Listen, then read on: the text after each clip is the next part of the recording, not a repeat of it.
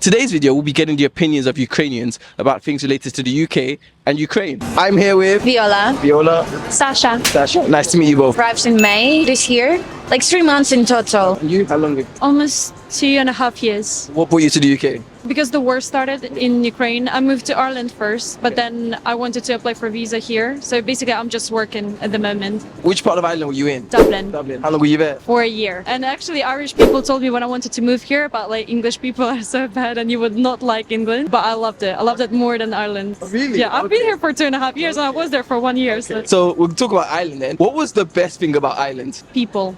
People are really genuine, really nice. Yeah, I liked it there. Do you have a given example, a specific example where somebody was really nice to you in Ireland? Yeah, when I came there was a lot of people that was offering help to refugees from Ukraine and houses. Like people wanted to take refugees in their houses just to accommodate them. Yeah, people would be like asking if you need anything, anytime on any events, because I'm from Ukraine, and they would be like so sympathetic. A lot of people, when I was saying that I'm from Ukraine, they were just crying and like, oh, we're so sorry to hear that. We're with you. We're all together. That's really sweet. That's a very nice thing to hear. And what was the most challenging thing about Ireland? It's expensive. Really? Yeah. More so than London? I think, sometimes it's even more expensive than London. I'll go there in like 2 days and it's all the time. I spend a lot of money there. Accommodation are more expensive than in London as well. If you don't mind saying, what were you paying in Dublin and what are you paying here? So for a 3-bedroom house, I paid there 3,000 euros. I mean, I don't rent here, but I rent outside of London, Highbridge, sorry. Okay. It's 2,600 pounds. Okay. You pay a lot for rent. What do you do? Is that all for you? It's property. I do property business kind of. Okay. So it's complicated. Okay. But it's not in London. In London, it would be more expensive. I think it's pretty cheap. So are you buying but then you sublet rooms in your place, or how does that work? I'm renting it and renting it out. That's your work? Part-time work. I part-time work as a waitress. Which one is bringing you in more income? Waitressing for now. Okay. I just started that business, so I'm actually not making any money now. And then £3,000 in Dublin, how were you able to pay for that? Did you get financial support or? No, we just split in with my mom and 2 of our friends. Okay. But we had to I lived with my mom in one bed and we had to be all together living Where's your mom now? in Dublin. Oh, so she's still there. So what made you decide to go from Dublin to London? It's so much more opportunities here. It's a big city. It's a lot of people. It's a lot of things to do in Dublin. It was just cool, but it was nothing to do. And then what did you hate about Ireland or Dublin? Weather is so much worse than in England, to be honest. I can imagine. Aside from the weather, what else did you hate? I think I didn't like the transport. Transport is really bad in there. I think I hated that it's nowhere to go because everywhere that you can go is just pub or bars. That's it. There's not that many coffee shops. That's it. Yeah. And what would be your advice to anybody who is going to Dublin or Ireland? Just to talk as many people as possible there, because if you start a conversation with someone, they might be your friends for life. What's been your first impression of the UK or your impression of the UK so far? When I was studying English in school, we were studying a lot about London and stuff. I saw it in the books. So when I came here, I was like, wow, I'm actually here. And I thought it's really beautiful and busy and chaotic, but it's nice. I like the movement here, but I think I wouldn't be able to live here full time. I prefer Madrid because it's more peaceful. But it's still there's so much things to do. I love it. And I feel like people are nice here. What's something that's been surprising about your experience in the UK? First of all, it's really expensive. I was like, it cannot be real. Also, in the central area, for example, if you want to get tobacco, they're going to scam you and you will pay £10 more than usual in the shop. I mean, that was weird for me.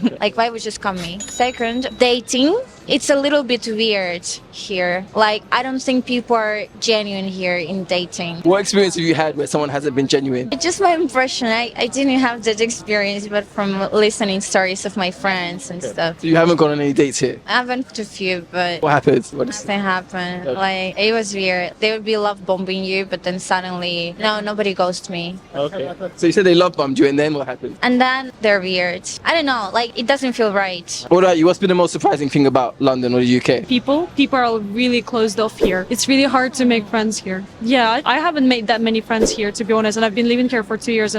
Because they're minding their business usually. Yeah, everyone's busy, everyone's in a rush somewhere. For example, a lot of people work here in the office, so it's hard for them. They work from 9 to 5 and then after 5 they want to go like chill and stuff. So yeah, it's been really hard because of that. And as a Ukrainian, what has been kind of your reception from British people when you've mentioned that you're from Ukraine? They were really curious about the situation as well. They were curious about how is the politics is really interesting for English people.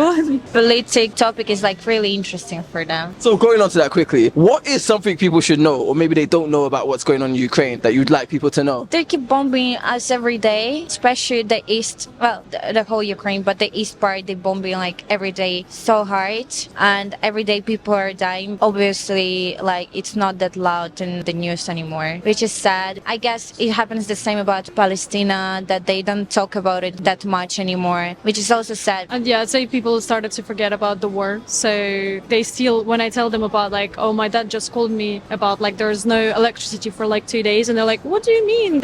Is there still war in Ukraine? I'm like, yeah, for 3 years it's been going on. So that's what I want. Yeah. And what do you like most about the UK? Yeah, it's fun. It's fun. What's fun? And there's so much things to do. Like there's millions of markets, millions of things to do. Like you can go to paint, you can go to so much places to do yoga, Pilates or whatever. Like so much apps also like to connect with people. Forgot. Locals, meetup. Yeah. Yeah, I use Meetup a lot. All this stuff, like you can meet so much people and do like cool plans. What's been your favorite activity? We went actually here with her to paint. It's Spitalfields. Yeah, it's somewhere there. Yeah, I've seen that. It was cool. I like to walk here. I walk a lot when I'm in London because I feel like it's really nice city to walk. No, but the thing that I don't like is to walk in the evening because I'm not feeling that safe. That's the issue that I forgot to admit, that I'm not feeling that safe here. And why don't you feel safe?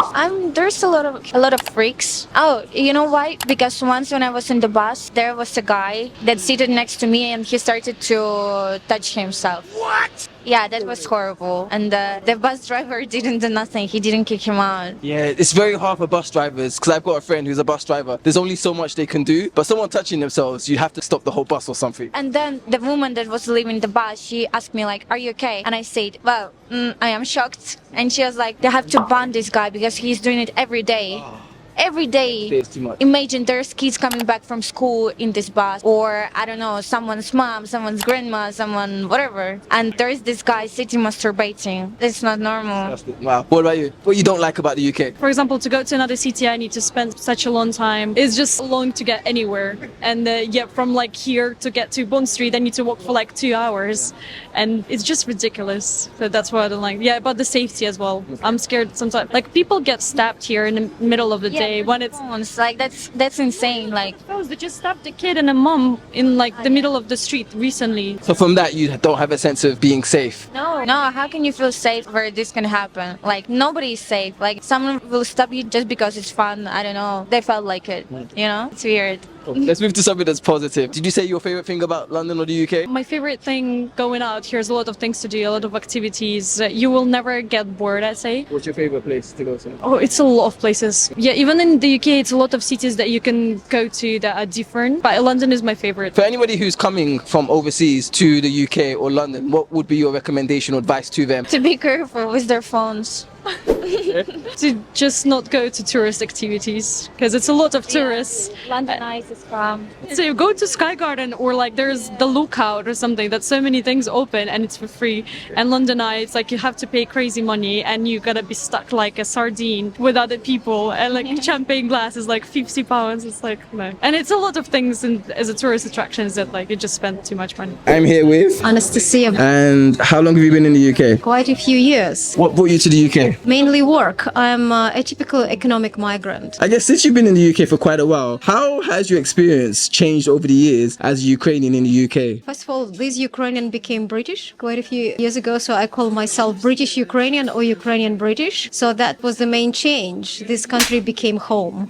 So I suppose nothing surprises me anymore, which means that now having so many Ukrainians in London who moved to this country because of the war that Russia inflicted interested in our country, I can tell them about the UK, I can educate them and hopefully help them. Great. So when you first came, or up to this point in time, what was the most surprising thing to you about the UK? Well, it was the weather. I remember the day when I arrived here from Madrid, from sunny Madrid, and I remember it was a very dull and very cold November morning. So I think that was the main contrast. And then the fact that I thought that I could speak English, and in fact, I couldn't understand a thing, especially about the London accent. So that was a very steep learning curve, but I managed. What do you love about the UK? I would say variety, and mainly I'm talking about London because I consider myself a Londoner, and I think that when you move to London first, even if you had lived in a big city before, you find it challenging because of this variety. But once you've lived here for a while, you will find something just for yourself, and you will be able to love that bit of London dearly. So I think that's what I'd say to anyone who is moving to London for the first time. Look for what attracts you, look for your love, your hobby, and you will find it. Well said. And what do you hate about the UK? I don't hate anything about the UK. There's nothing to hate because it's my adopted home. What I find interesting is the political discourse. People like Nigel Farage who pop up like from now and then, and I find very interesting that people support political figures like that because I don't find anything in what he says healthy or realistic. Because I think that this country can pride itself in having a very rational view of the world. So when people go and support some radical politicians, that surprises me. And what in particular surprises you about that? Why do you think they support Nigel Farage, and why do you not like what he says, and what in particular don't you like about it? Well, I remember what Nigel Farage said quite a few years ago. It was quite an off-the-cuff comment about finding himself in a train carriage full of people speaking different languages or with different accents. And I thought, hey, dude, I mean, like, that's London for you. You know, it's a melting pot. That's the beauty of being in the big city. And I think that we should take pride in it, not to criticize. I agree with that, but I know there are lots of people who don't actually like that in the UK. Moving along, what British food do you like? Well, I think that actually some classical British food is actually good, but you need to go to a really good pub. And I can recommend one. It's Mayflower in Rotherhithe. What do you get there that you really like? Well, actually, I can't drink beer, so it's my guilty pleasure. And I think that you will get a lot of critical comments after what I'm saying, but they make the best Guinness mixing it with black currant syrup. And in terms of British food? British food, I think that I am partial to some good fish and chips. But you do like fish and chips? I do. I will remove the batter and I will eat the fish. I understand that. It's a bit fatty, isn't it, the batter? Not as nice. As a Ukrainian, when you tell people you're Ukrainian, what's the kind of response that you get? How do you get treated? Well, you know, it's a very interesting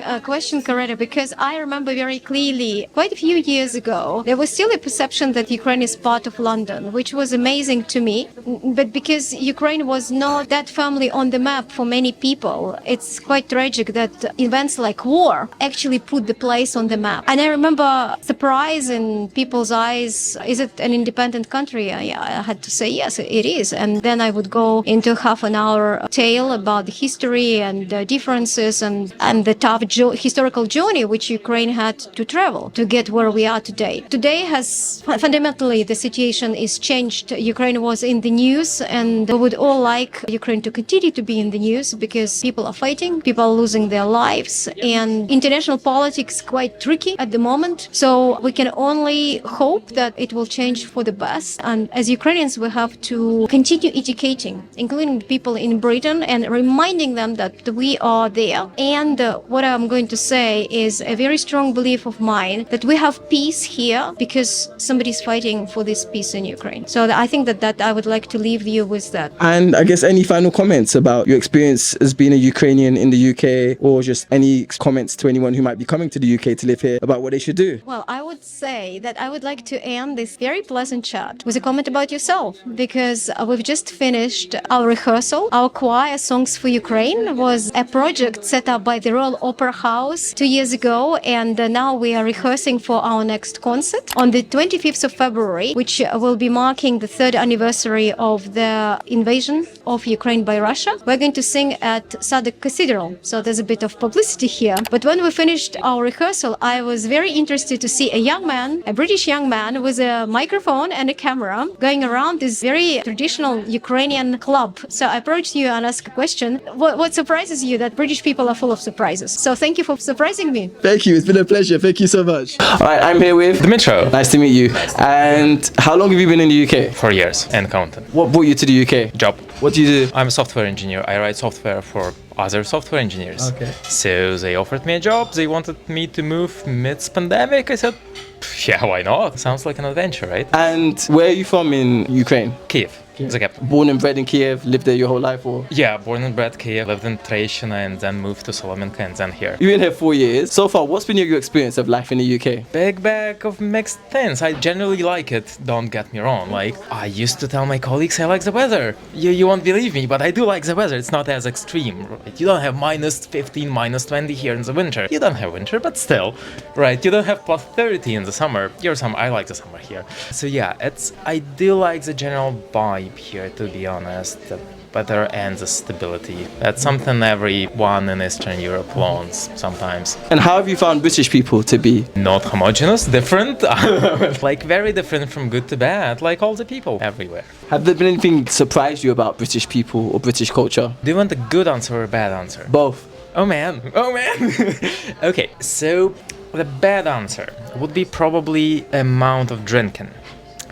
A good answer would be probably ability to know when it's good enough. You know, a job is good enough and you can live your life. Like this work-life balance, I think I feel it in many places here. And that's cool, because you don't need to kill yourself on your job, and neither you don't actually need to just, not do it at all. Because everyone likes when a bus comes, everyone likes when a train comes, right? But there is a good enough level, which is sometimes hard to achieve. Going back to the drinking, so how does drinking culture in Ukraine compare to drinking culture in the UK? Because you seem surprised by the amount of people drink here in the UK. I'm wondering what's it like in Ukraine? So we usually drink with purpose. Like, I don't go to a pub to just spend an evening there getting my 5 pints, right? If I'm gonna be wasted, I'll go grab a bottle of something stronger. What's the point of sitting for 4 hours there? Come on. And then, there is a purpose. I might be willing to get wasted with you together, then we'll get 2 bottles, not 6 pints or something. And we don't need 4 hours to get wasted. Like, come on, 20 minutes and we're done. So, there is a sense of purpose and sense of time being precious. I don't have the whole day drinking with you, come on. And I think we don't drink alone as much. And what do Ukrainians drink to get wasted really quickly, since efficiency in getting wasted is what you seem to say is the situation? Well, it depends on how much money you've got and what the company. So you can go anywhere from cheap vodka to very nice cognacs and to nice horilkas with peppers and stuff like that. Then you can always drink like beer. And if you're drinking on the street with mates and stuff in the evening, well, we don't have as many pubs, so we don't usually go there. Usually drink somewhere in the street. You just go grab good old Obolon or Chernigivsky and whatever and just drink the whole evening. What do you hate most about the UK? Oof. Probably the same thing I hate about most of the places. Humans have this incentive not to do enough when not under pressure or not under spotlight. You've got it in Ukraine, it's a very old and known picture. I've got a little bit the same here. They bought some COVID stuff from their mates for inflated prices. Who could have guessed? But it would have never been anywhere unless some papers brought it up. You all know the Grenfell story all too well. So, I hate when people don't do good enough job when they actually had to, and it's not really confined to Britain. What do you love most about the UK? Diversity, and the fact that you guys have got your culture and history in physical shape. I'm gonna go there, I'll see a building which was built 200 years ago, then 300 years ago, then 500 years ago, and then some old random stuff that was built when William the Conqueror came here. This is something I never experienced when I lived in Ukraine, because our history is a number of unconnected dots with either wars or genocides between. You guys here have a continued line of history. You can go and actually physically touch it and bite it and, spank it and whatever, and you can actually show your kid, look, this was bombed by the Germans 70 years ago. Look, this was built by Queen Elizabeth I, and here's her portrait, right? And we've got, okay, this was done 50 years ago, and that stuff was done 500 years ago. No one knows what's in between. Don't ask questions. That's a little bit of it. That's a really good point. I think we sometimes forget the importance importance of preserving history and how it's so important to the identity of a country. When that's lost or not preserved as much, it makes it very hard to experience. You never know it until you actually see it. It's an underappreciated words. It's and I can say this Underappreciated. This word. Yeah, it's very hard to explain to someone who doesn't know the difference. And it was equally hardish to explain to my peers from Ukraine when I'm saying like, you know, these guys, they have histories that they can actually touch, like year by year. And they're like, what do you mean? Like, it doesn't make any sense, right? You don't touch history. It just doesn't exist. It's not here. There's this, sense of history being present in your real everyday life. It's very, very. I mean, come on, Holland Park is such an old station. But in Ukraine, it's like museum-grade stuff, and you just live in it.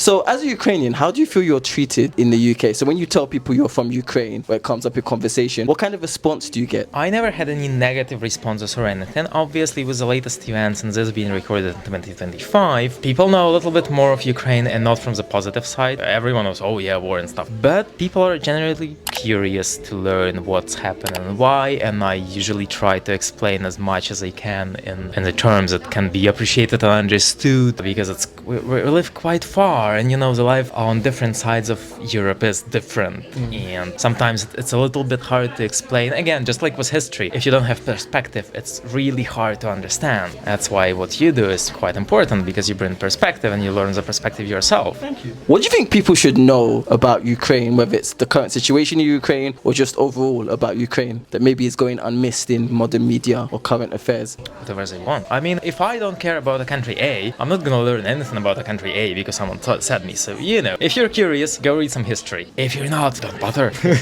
What would you like people to know as a Ukrainian about your country? I would like people to know our history of last 100 years a little bit deeper, and it's not only about Ukraine, it's most of Eastern Europe, because sometimes it feels like people feel, oh yeah, the First World War ended, then something happened, not really useful, and Second World War, and then everyone lived happily ever after. Well, okay, rebuild, paid the debts, and lived happily ever after. It's very much not the case for the whole Eastern Europe, and the problems arise when people start talking about Balkans, Czechoslovak, Serbia, and stuff, and not only Ukraine. It's very different. I would like people to know history a little bit more. Any final words that you might have to anyone from overseas who might be coming to the UK, as somebody who's not from the UK, about how to make the most of their time in the UK or things to look out for? I mean, come with an open mind and with a good old guidebook. And I mean, yeah, read the history before you come, because it doesn't make any sense if you don't know. Or just watch horrible histories. That's fun.